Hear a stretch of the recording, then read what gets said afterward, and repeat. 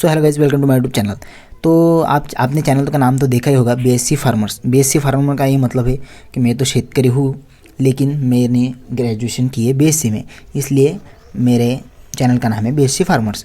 तो मैं अभी आपको कुछ बताने वाला हूँ अपने बारे में, क्योंकि मेरे चैनल का ये फर्स्ट वीडियो है, इसलिए मैं तो आपको इंट्रोडक्शन दे दूँगा।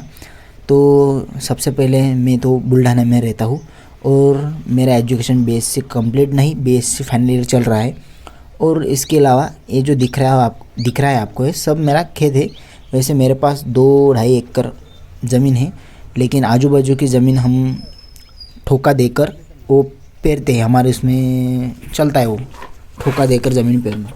तसं तर मी मराठी आहे, पण कसं हिंदीमध्ये काही आपले व्ह्यूअर्स हिंदी पण आहेत, तर त्यांना कळायला पाहिजे, त्याच्यासाठी मी हिंदी पण बोलत जाणार थोडंसं। तर आपल्या व्हिडिओची क्वालिटी थोडीशी खराब येणार आहे।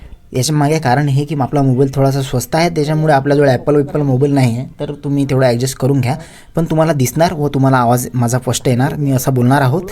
तर थोड्याशा क्वालिटीसाठी मी माफी मागतो। आणि याच्या अगोदर मी 5-6 चॅनल ओपन केलेले आहेत यूट्यूबवर आणि इंस्टावर सुद्धा आणि फेसबुकवर सुद्धा, पण माझे वेगवेगळे कंटेंट होते, त्याच्यामुळे ते चालले नाही।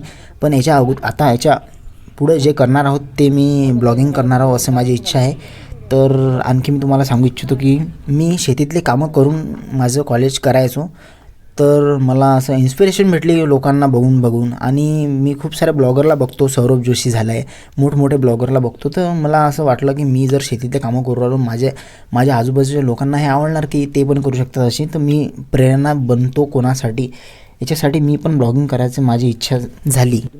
आणि याच्यासमोर मी माझे दररोज जशी माझी डेली रुटीन राहणार, त्याच्यावर मी 5 मिनटाचा एक व्हिडिओ टाकणार, इथं पण टाकणार आणि फेसबुकवर पण टाकणार।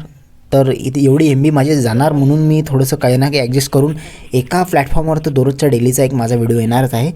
तर शेतीतले कामं मी दाखवणार तुम्हाला आणि त्याचे उपयुक्त पण दाखवणार की कोणत्या पिकासाठी काय थोडंसं लागते, काय माझं नॉलेज आहे मी तुम्हाला देणार आहोत।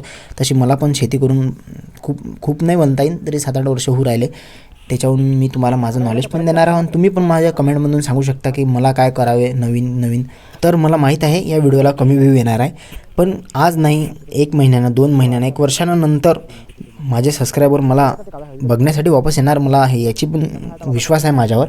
तर बस माझे डेली रुटीन मी तुम्हाला शेअर करणार आहे याच्या थ्रू, यूट्यूब आणि फेसबुकच्या माध्यमातून।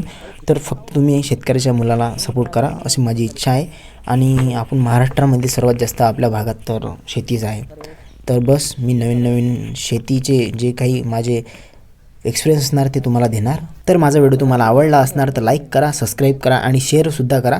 तर असेच मी नवीन माझे व्हिडिओ तुम्हाला देणार आहोत आणि माझ्या पिकाची संबंधित माहिती पण देणार आहोत। चला भेटूया पुढच्या व्हिडिओला। जय महाराष्ट्र।